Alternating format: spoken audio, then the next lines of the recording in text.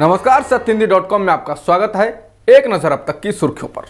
Punjab police बुधवार को कांग्रेस नेता अलका लांबा के दिल्ली स्थित घर पर भी पहुंच गई। अलका लांबा ने ट्वीट कर यह जानकारी दी। पंजाब पुलिस बुधवार सुबह ही कवि और आम आदमी पार्टी के पूर्व नेता कुमार विश्वास के घर पर भी पहुंची थी। कुमार विश्वास की तरह ही अलका लांबा भी आम आदमी पार्टी में रह चुकी हैं और चांदनी चौक सीट से पार्टी के टिकट पर उन्होंने विधायक का चुनाव भी जीता था। अलका लांबा ने कहा है कि पंजाब पुलिस उनके घर की दीवार पर नोटिस चिपका कर गई है और भगवंत मान सरकार की ओर से धमकी देकर गई है कि अगर 26 अप्रैल को वो थाने में पेश नहीं हुई तो अंजाम बुरा होगा। पंजाब पुलिस के नोटिस में अलका लांबा से रूपनगर के सदर पुलिस थाने में पूछताछ के लिए हाजिर होने को कहा गया है। उनसे जांच के लिए भी जरूरी दस्तावेज दिखाने के लिए भी कहा गया है। ये भी कहा गया है कि उन्हें पंजाब पुलिस की SIT के सामने पेश होना होगा और अगर वो पेश नहीं हुई तो उनके खिलाफ जरूरी कार्रवाई की जाएगी। कांग्रेस शासित राज्यों के मुख्यमंत्रियों अशोक गहलोत और भूपेश बघेल ने बुधवार को दिल्ली में कांग्रेस अध्यक्ष सोनिया गांधी से मुलाकात की है। इस दौरान उन्होंने राजस्थान और छत्तीसगढ़ के राजनीतिक हालात के साथ ही राष्ट्रीय राजनीति पर भी चर्चा की है। इस दौरान पार्टी के कई आला नेता भी मौजूद रहे। बता दें कि सोनिया गांधी ने बीते दिनों चुनाव रणनीतिकार प्रशांत किशोर से कई बार मुलाकात की है। सोनिया गांधी इसके साथ ही जम्मू कश्मीर की पूर्व मुख्यमंत्री महबूबा मुफ्ती और कांग्रेस के कई आला नेताओं के साथ बैठक कर चुके हैं। कहा जा रहा है कि सोनिया गांधी साल 2022 के अंत में होने वाले और 2023 के चुनावी राज्यों को लेकर रणनीति बना रही हैं और इसके साथ ही वो 2024 के लोकसभा चुनाव के लिए भी पार्टी को तैयार कर रही हैं।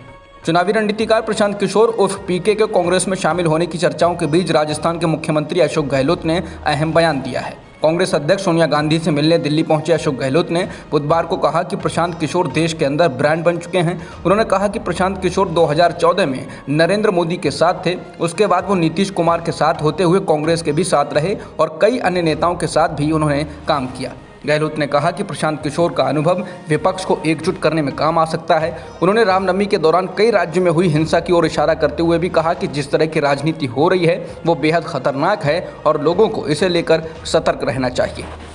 दिल्ली के जहांगीरपुरी में अवैध निर्माण पर चले बुलडोजर को लेकर आम आदमी पार्टी के राज्यसभा सांसद राघव चड्ढा ने कहा कि देश भर में जगह जगह दंगे भारतीय जनता पार्टी करवा रही है। समाचार एजेंसी NI के साथ बातचीत में उन्होंने कहा कि अगर भारत देश में दंगे रोकने हैं तो BJP के मुख्यालय पर बुलडोजर चलाइए। हम गारंटी देते हैं कि अगर भाजपा के मुख्यालय पर बुलडोजर चलेगा तो दंगे रुक जाएंगे। इसके साथ ही चड्ढा ने कहा कि BJP ने जगह जगह पूरे देश में सबसे ज़्यादा तादाद में बांग्लादेशी और रोहिंग्या को बसाया है। इसलिए बसाया है क्योंकि भाजपा ने इनका इस्तेमाल करके दंगा कराने हैं।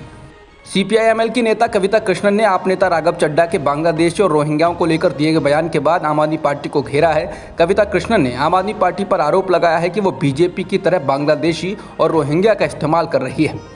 आज आम आदमी पार्टी के राज्यसभा सांसद चड्ढा ने आरोप लगाया कि पिछले 8 सालों में भारतीय जनता पार्टी ने जगह जगह पूरे देश में सबसे ज़्यादा तादाद में बांग्लादेशी और रोहिंग्याओं को बसाया है। इसलिए बसाया है भाजपा ने कि उनका इस्तेमाल करके दंगे कराए जाएं। इसको लेकर कविता कृष्ण ने ट्वीट कर कहा कि शर्म तो इन्हें आती नहीं। उन्होंने कहा कि आम आदमी पार्टी भाजपा पर बांग्लादेशियों और रोहिंग्याओं को दिल्ली पर और पूरे भारत में बसाने का आरोप लगा रही है। BJP की तरह आम आदमी पार्टी भी बंगाली भाषी मुसलमानों के खिलाफ नफरत फैलाने के लिए बांग्लादेशी और रोहिंग्या का इस्तेमाल कर रही है।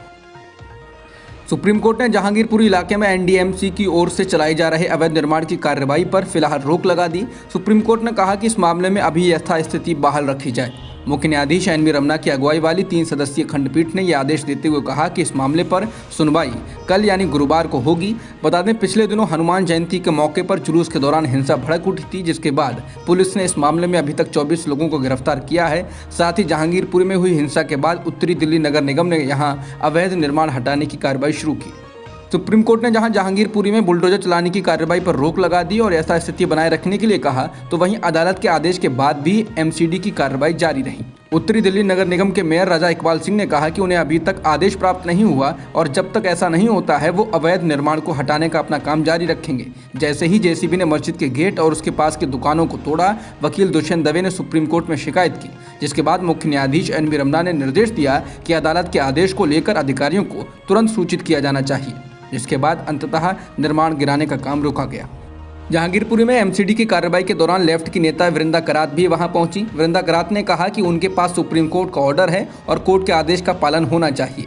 उन्होंने कहा कि यहां पर सुप्रीम कोर्ट के आदेश की धज्जियां उड़ाई जा रही हैं। वृंदा करात ने कहा कि जो बुलडोजर यहां कानून की धज्जियां उड़ा रहे हैं और सुप्रीम कोर्ट के आदेश की धज्जियां उड़ा रहे हैं, मैं उसे यहां रोकने आई हूँ। वृंदा करात एक समय बुलडोजर के सामने खड़ी हो गई थी, लेकिन पुलिस ने उन्हें वहां से हटा दिया। मुंबई पुलिस ने बुधवार को कहा है कि शिवसेना के राज्यसभा सांसद संजय राउत और एनसीपी के नेता एकनाथ खड़से के फोन टैप हुए थे। न्यूज एजेंसी एएनआई के मुताबिक इन नेताओं को एंटी सोशल एलिमेंट्स यानी कि असामाजिक तत्व मानते हुए उनके फोन टैप कराए गए थे। पुलिस ने कहा है कि गृह विभाग के एडिशनल चीफ सेक्रेटरी ने फोन कॉल को इंटरसेप्ट करने की अनुमति दी थी और राज्य के खुफिया विभाग ने इनके साथ ही कई और नामों को असामाजिक तत्वों की सूची में डाल दिया था। एएनआई के मुताबिक मुंबई पुलिस ने कहा कि एकनाथ खड़से का फोन 67 दिन के लिए टैप हुआ, जबकि संजय राउत के फोन को 60 दिन के लिए टैप किया गया। इस मामले में प्रतिक्रिया देते हुए संजय राउत ने कहा कि खुफिया विभाग की पूर्व आयुक्त रश्मि शुक्ला ने उन्हें असामाजिक तत्व मानते हुए उनकी निजता का उल्लंघन किया है। फोन टैपिंग के मामले में महाराष्ट्र में बता दें कि पहले भी काफी बवाल हो चुका है। प्रधानमंत्री नरेंद्र मोदी गुरुवार को लाल किले से राष्ट्र को संबोधित करेंगे। गुरुवार को सिखों के 9वें गुरु तेग बहादुर की जयंती है। साल 1965 में गुरु तेग बहादुर ने चांदनी चौक पर अपनी शहादत दी थी। उनकी शहादत की याद में ही चांदनी चौक पर गुरुद्वारा शीशगंज साहिब बनाया गया है। प्रधानमंत्री लाल किले के लॉन से राष्ट्र को संबोधित करेंगे, न कि प्राचीर से। इससे पहले प्रधानमंत्री मोदी और उनसे पहले प्रधानमंत्री रहे तमाम नेता स्वतंत्रता दिवस के मौके पर लाल किले की प्राचीर से देश को संबोधित करते रहे हैं। प्रधानमंत्री का भाषण रात को 9:30 बजे शुरू होगा और अफसरों के मुताबिक भाषण में अलग अलग समुदायों के बीच शांति और भाईचारे को बढ़ाने पर प्रधानमंत्री जोर देंगे। इस दौरान 400 संगीतकारों की ओर से धार्मिक प्रस्तुति दी जाएगी और लंगर भी लगेगा। प्रधानमंत्री मोदी इस मौके पर एक सिक्का और स्टाम्प भी जारी करेंगे। अब तक की खबरों में इतना ही। बाकी खबरों के लिए बने रहिए सत्यहिंदी.com के साथ।